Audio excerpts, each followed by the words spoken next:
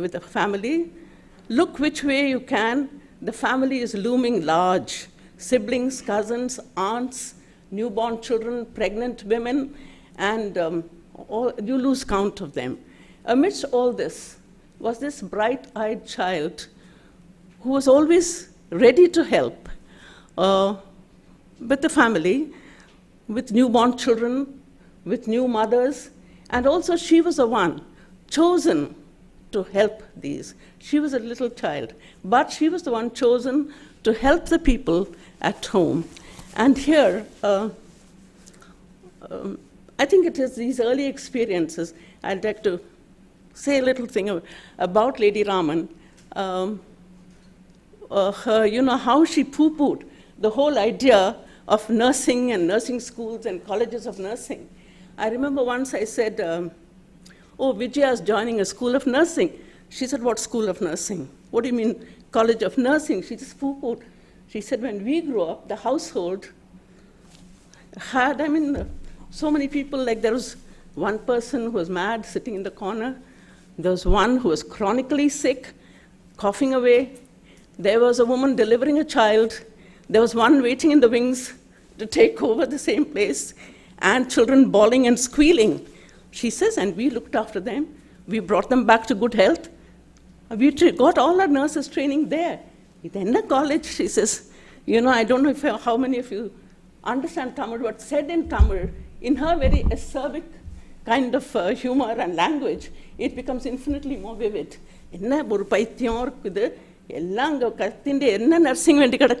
She used to say, and that's true. That was what the household was.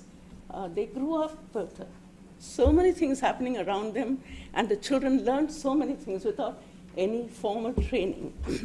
Now, Dr. Parameshwaran says in her preface, it is about several women's lives and not just a story of one woman. It is of the woman who achieved what the others did not. It is not about oppression, but about the celebration of life under certain restrictions. So it is not oppression. Let us not run away with the idea that women are an oppressed lot. It is these women who, Lokasundari Raman, and there's R.S. Subbalakshmi, Muthulakshmi, there were so many women who fought their way through and became great public figures. Now the book records in detail facts about houses, and various houses where they stayed. They went from place to place. It was from Madurai, and Lokasundari in her life moved from Calcutta to Rangoon to, Coimbatore, wherever. And Uma gives minute details of the houses in which they lived.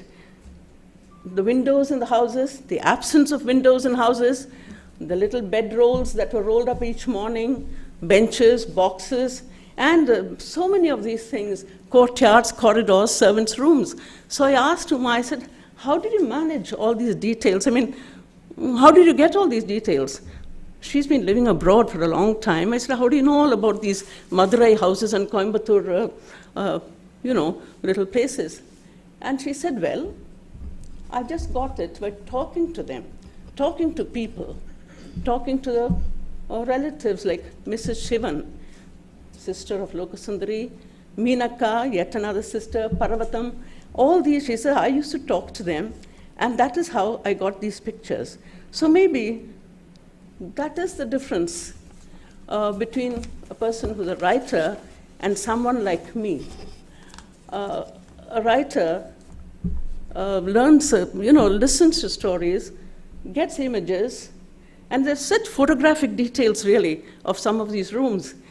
They get the details, and I think they store them away in the mind to be recalled later. Now, I met the same people she met for as long a time, but for me, everything's a blur. I just know so and so and so and so, but then in her, and this book she started collecting the material in 1972. When she came to India, spent some time with Lady Raman, got all the details, and she wanted to write, but you know how things are. She did not really, it did not see the light of day till when she started writing it all over again in 2008. She put it all together in a very formal kind of manuscript. And indeed, I'm happy that Manipal University Press decided to publish this.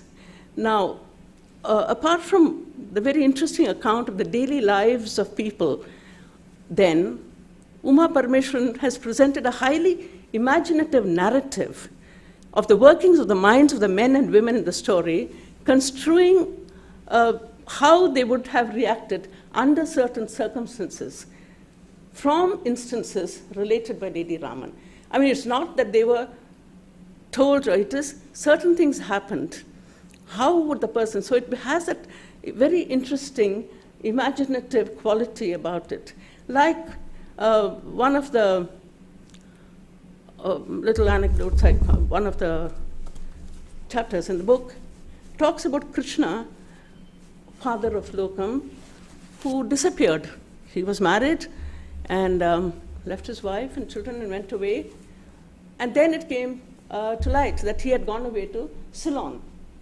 And in those days, crossing the seas was awful. I mean, one doesn't, so the whole place was rife with rumors, scandals. People were scandalized that this Brahmin's son, foster son, went away. He crossed the seas. And there was a lot of things that the family had to face. Very unsavory things were said about this young man who went away. Then he comes back and settles down, and then his whole worldview seems to have changed. He was working for the British government or something, but then and this living by the ocean, I'll just read a little bit, which I found very, very beautifully written. Living by the ocean helped Krishna realize the paradox of time and timelessness in the life of peasants and fisher folk. Time's tyranny rigidly controlled their daily routine, and the elements had to be obeyed, or else the cycle would go on, leaving them stranded at low tide. But at the same time, they lived in a world of timelessness, along with everything else that lived in nature, keeping in step with nature and giving them the spirit of acceptance. Acceptance, Krishna knew, was not the same as resignation. Acceptance gave one strength. Resignation made one less than human. Now, this is the way he started thinking. There was a great social awareness of people around him. Now, I think all this, I mean, nobody told her this, so she imagined that this is how Krishna would have reacted when he came back from Ceylon, because his life and his lifestyle showed the difference, the social consciousness that he attained. So in this, that's what I meant when I said that there is this very, very imaginative narrative which is gleaned from instances of facts, which makes, of course, for very, very exciting reading. And then the story is punctuated with a lot of humorous asides. There are barbed remarks, sarcastic innuendos from old aunts, from women who lived in the neighborhood, about Lokam's childless state. She did not have a child. I mean, her first child was born many years after they were married. And poor woman, she probably sat there brooding. Was he so indifferent? Sometimes she thought to herself. Did he not understand her feelings and her needs? And there were so many of these, remarks that hurt her. And when she brooded at times, she would suddenly catch her husband smiling at her. And this put everything right. She needed no more encouragement, which again goes to show the extreme awareness. Though he was a scientist who lived in his own world, there were moments that we know that he had this awareness of what happened everywhere around him. Oh, is it not clear? Can you hear me? It doesn't matter if you don't. Anyway, so he was aware. I would like to again this is self-indulgence, because I want to tell a little story about Raman, who was in Bangalore in this large house, and he had the most ungainly gait. He walked midway between a creature and a man, but in a loose-fitting suit, always very clean, neat, his turban in place. And when he walked, he looked neither to left nor right, it seemed. He went straight down the corridor to the breakfast room, had his quick breakfast, and came straight back. You never knew he was really noticing anything. I remember once I had come to Bangalore, and I was standing in the corner with my son, and of course I didn't know, he just walked by. Then he looked up and said, "Oh, you've come from Delhi, how are you? How is your son Ravi?" The son, he said. To know that he remembered that I had a son called Son, and he says, "Ravi, the son." And when he said the son, of course, you know, if you have had the great privilege of seeing C.V. Raman's expression, he had small eyes, but the most expressive eyes. So this, as I said, is self-indulgence, because I was so thrilled when he actually noticed me and said, "Oh, you've come from Delhi." So he knew that's what I meant. He was aware. When he saw something, he knew, he could immediately relate and know who you are. So as time went on, Lady Raman came into her own. She started playing an active role in social issues. I mean, she got involved with women's rights and with child welfare, and so on and so forth. She opened a private library to the children in the neighborhood. She bought a lot of Kannada books for them, and they swarmed around in that big house, and she was there for those children. But that's another story, because this book basically deals with her early life and what really shaped her into this very charismatic person with such individuality. And of course, as I said, she had a very sharp, acerbic tongue, and she had a kind of sense of humor which could hurt. And if you did not see beyond that, you would go away hating her.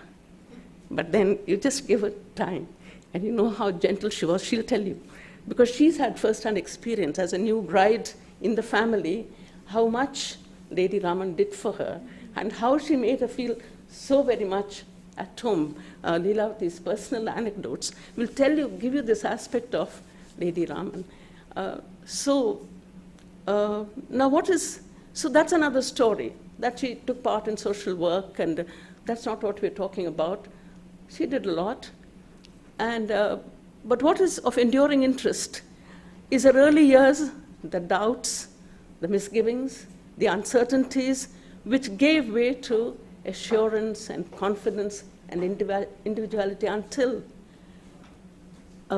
she, a woman, stood by her husband C.V. Raman when he received the Nobel Prize, which is very touching, I think, that she was there, grown from that, stood in Stockholm when, as she says, we received the prize. We, you know, that kind of, how she grew into this. So to conclude, I must mention, in the book, towards the end of the book, there are very interesting diaries, entries from the diaries of Lokasundari Raman. Now, one would not imagine that a woman of that time really maintained a diary day by day, and of its extensive travels with her husband.